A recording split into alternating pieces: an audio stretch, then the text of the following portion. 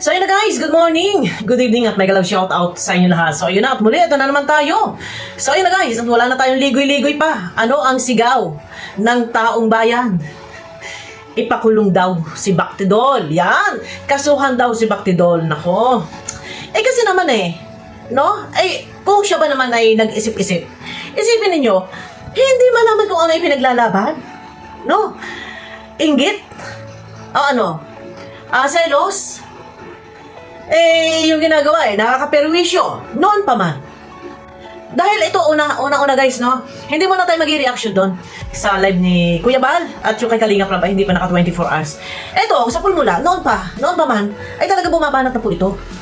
Mayroon na itong mga patutsada kay Kuya Bal. At ika nga, meron pa ito sinabihan na ang kakapal ng mukha ninyo. So, hindi ko alam kung sino yung sinasabihan niya ang kakapal ng mukha. Meron pa sinasabihan na iba daw yung pangingialam sa ano daw yun, sa nakikiusap. Ito bigyan daw ng privacy si Reyna. Doon yan, isa pa yan. Doon. So ngayon, siguro itong video na to ay maaaring magamit ni Kuya Bal, no? Pandagdag kumbaga sa kasong isasampa sa kanya. Yung sa akin lang, kung kayo ay naghulos dili, di sana'y wala problema. Pero ang nangyari kasi is salungat kayo. Salungat kayo sa Kalinga. Basher kayo ng Kalinga. Pumasok kayo sa Kalinga para manggulo, no? So ito na, guys. At bago yan, mega love shoutout muna kay Tita Bing Harvey TV, Ate Babes Alaskali Vlog, at kay Ate Evelyn Singki, kay Sis Coco Pichu Vlog. Yan ay mga ating ate ko yan. Mga alagang shoutout natin yan. Sa may mga gusto magpaalagang shoutout dyan, guys, PM nyo. So yun na, guys. Eto ha. Noon pa man, ay tinitira na niya si Kuya Bal. May paririnig ako, at ito ay, yun na, baka magagamit din ito ni Kuya Bal kung ito ay katanggap-tanggap sa husgado, no? Po, bigyan ninyo ng privacy, Kalinga Prab, Kuya Bal Santos, bigyan niyo po ng privacy yung bata. Hindi yung sa bawat galaw, sa bawat punta, sa bawat dalaw, inaanuhan ninyo ng vlog. Meron siya sinasabi dito inaanuhan daw ng vlog. Bigyan daw ng privacy. Ano ba privacy ang hinihingi mo? Wala kang pakialam. Ha? Nasa social media. Ha? Nasa social media. Yung privacy ang hinihingi mo, anong klaseng privacy?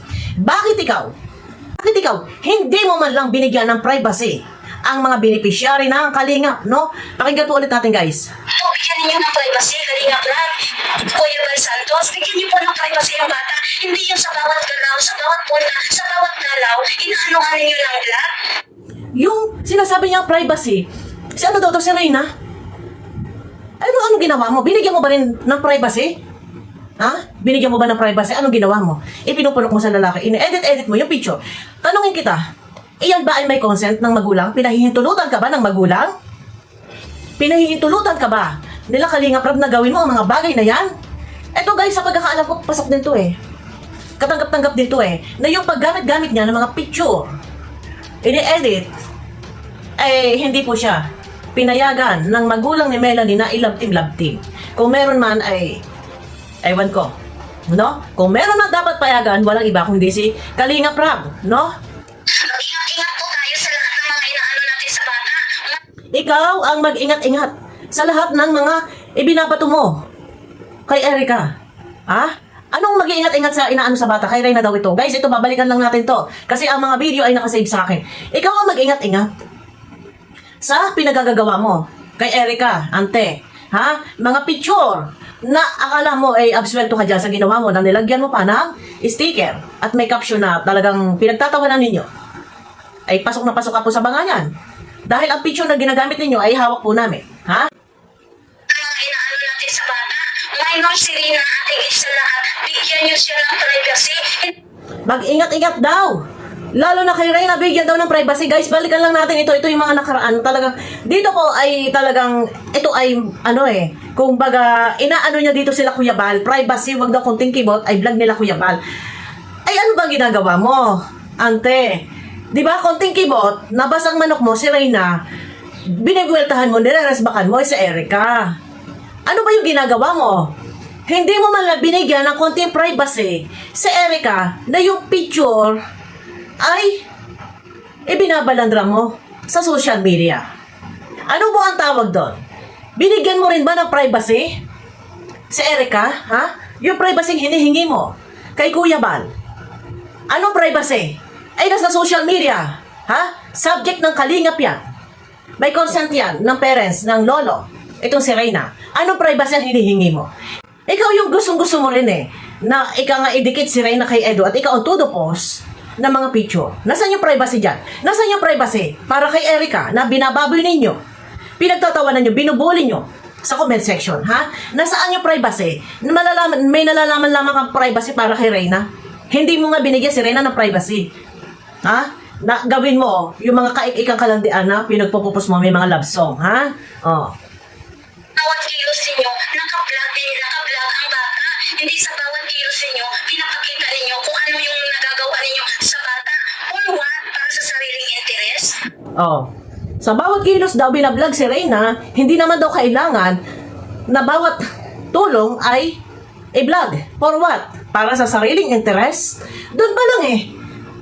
May question kay, kinu-question mo eh. Bakit? Bakit? Ha? Hindi ba sila charity vlogger? Normal. Iba-vlog yan. Charity vlogger nga, charity. Vlogger, yung pagtulong is, kailangan iba-vlog. Ang hirap mong paliwanagan. Hindi sasabihin mong, hindi kunting kibot na tumulong ay iba-vlog. Bakit ikaw? Lahat kasi dapat ibalik sa'yo eh. Bakit ikaw? Yung mga pagtulong-tulong ninyo, na nag-sponsor kayo, ibinablog ninyo, ibinablog mo. Ha? Konting kibot, ibinablog mo. Nasa na privacy doon? Hindi konting kibot, iba-vlog. Eh bakit nga? Ikaw, vlog ka i-vlog. Ha? Magpapa-event. Papa-event nyo, papapadate nyo si Reyna at si Edo. Binablog mo. Konting kibot, binablog mo eh. Lahat, balik sa'yo eh. Balik sa'yo lahat. Yung mga pinupukol mo, ha? Oh. Ano yung nagagawa ninyo sa bata? For what? Para sa sariling interes ng inyong mga vlog? Dapat hindi po ganon. Kalingap Rab, bigyan niyo po ng privacy si Reyna. Dapat daw hindi ganun, Kalingap Rab, bigyan daw ng privacy si Reyna. Ano ba privacy? O ano ngayon? Ay, kagaya niyan. O may privacy na. Dahil hindi na binablog si Reyna. Para sa akin, dapat lang hindi na i-vlog si Reyna. Dahil, si Reyna ay inyong inaangkin. Huwag lang hindi masaling, hindi madagil, mabas lang ng konti, nag-uhuramentado kayo. Dapat lang, wala nang update na mapapanood ninyo. At dapat kay Roda, hindi na rin sana i-update ng i-update. Kung meron man dapat mag-update, walang iba kung hindi si Kalingap Rab. Yan, para itong mga to manahimik na.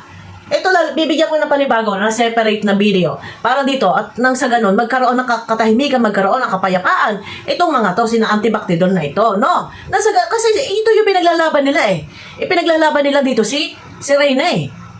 May nabasa lang comment ng isang basher. Titirahin na titirahin. Ang respact nila is, na kay Erica.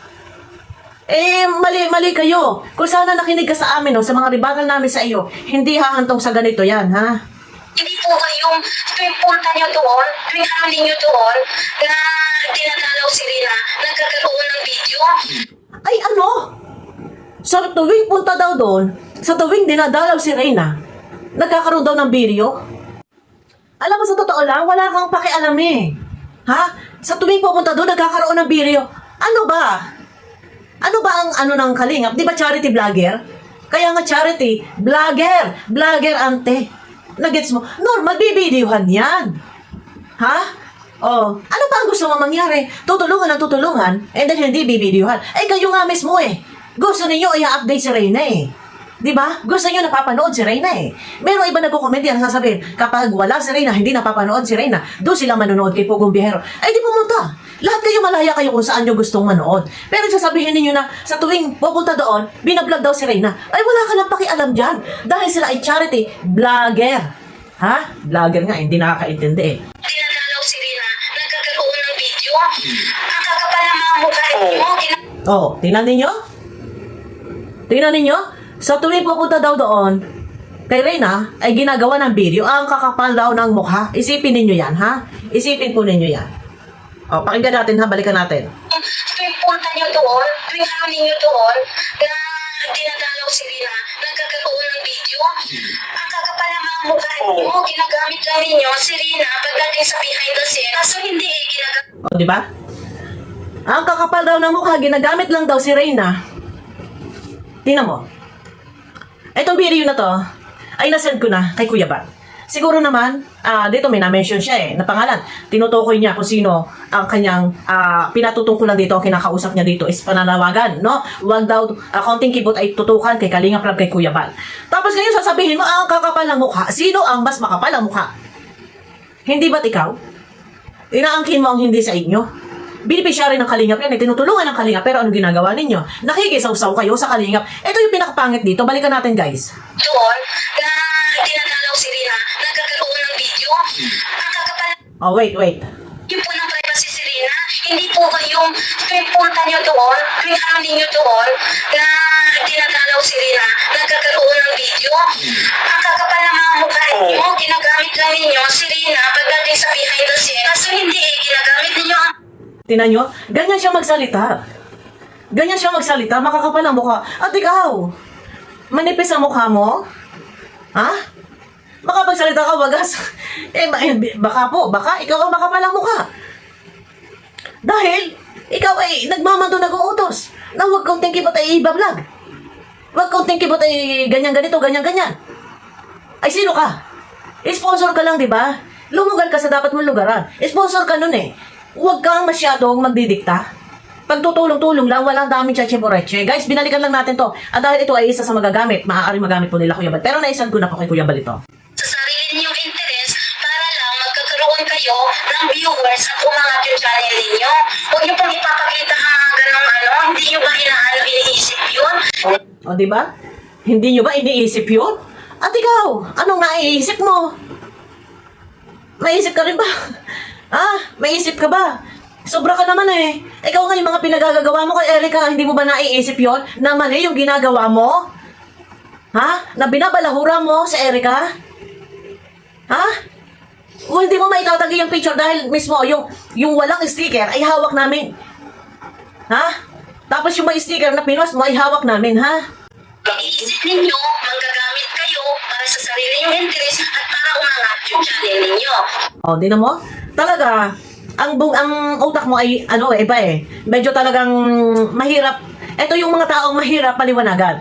Kasi, sarado yung utak. Alam nila, mulat sila sa katotohanan. Alam nila yan, na kagaya niya si Reyna may sakit. Pinipilit nila na si Reyna ay ilabtim kay Jomar. May sakit si Reyna.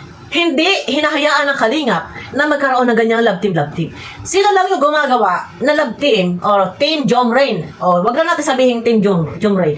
Pinipilit nila, idikit si Reyna kay Jomar. Isipin nyo yan. Hindi ba pwedeng wala na? Si Jomar, wala ng lalaki? Hindi ba kayo mabubuhay ng walang lalaki? Bakit kailangan si Reyna i-link sa lalaki? Nasaan ang hostessa dyan? Isang bata na may sakit at hindi pa magaling. Pilit at pilit idinidikit sa lalaki. Nasaan ang privacy doon? Di ba? Tapos ngayon, hihingi kayo ng privacy. Kayo mismo, ipinangangalandakan ninyo na kailangan nakadikit si Reyna sa lalaki kung hindi kay Edo, kay Jomar. Di ba? Kaya sana ito, ingatan na lang na malink itong si Jomar. Stop na, enough na yan. Dahil yung mga yan, hindi titigil hanggat hindi ika nga ay nasusunod ang kanilang mga kagustuhan. Na kulang na lang talaga ay halos ay ipakasal na nila. Yan ang gusto nila, pinapadate nila nun si Edo at si Reyna, di ba? Diba po, tama? Mga founder ng love team ng E-Train, akala mo makapag-react. Bakit pa kami nagtayo ng love team ng E-Train kung hindi namin kayang ipatanggol ang Rina at ang Ido? Nako, alam mo ante, yung sinasabi mong, bakit pa ikaw naging founder kung hindi kayang ipagtanggol yung Reyna at Edo mo, or kung si Reyna sa ngayon, or Jomrain. Hindi ka kailangan. Kung meron man po na magtatanggol, wala pong iba kung hindi ang mga reaktor. Kung meron mga nagtatanggol magtatanggol sa mga tinutulungan ng Kalingap, doon sa mga taong nambabalahura, walang iba kung hindi ang mga reaktor ng Kalingap at hindi po ikaw. No? Dahil unang-una sino ka ba? Basher ka Basher ka po Di ba? Ano ang ginagawa mo? Nang babas ka, nang tinutulungan ng Kalingap. Hindi ba katarungan yung ginagawa mo? Binubuli mo. Ikaw yung promotor. Sasabihin mong, never mong inutusan yung mga tao mo doon sa page na ibas. Pero, ano ba ang tawag doon sa mga ipinopost mo? Hindi ba't uri ng pambubuli? Pinagtatawanan mo, di ba? Ano na lang? Ito si Erica, napakabait na tao, napakabait na bata. Alam mo yung totoo lang? Kung sino ay binababa, siya ang pinagpapala. Kaya sorry ka na lang, ante, no? Pag-inggit, pikit, yun lang po yun. Sobrang naghahari sa inyo ang selos, ang inggit. No, yung selos ninyo dahil hindi nasunod yung gusto nyo na si Edo ay ano kay Reyna. Ayan na, naghoramentado na kayo. Magbago-bago kayo. Dahil ang lahat ika nga ay may hangganan. No? Nako. So, yun na guys. At abangan nyo ako sa akin next video guys. No? Abangan nyo ako sa akin next video. At mahirap itong ganito kapag may mga taong ganito na hahayaan na lang. Ginagawa kasal po. Hanggang kailan na ganito yung gagawin nila. Na mambalahura ng tinutulungan ng mga kalingap. Dapat lang. Ultimatum ang gawin dito kay Ante. So, yun na guys. Kita-kita tayo sa akin next video. Mega love shoutout po sa inyo lahat. Ingat kayo palagi. At kita-kita tayo ulit. Bye-bye!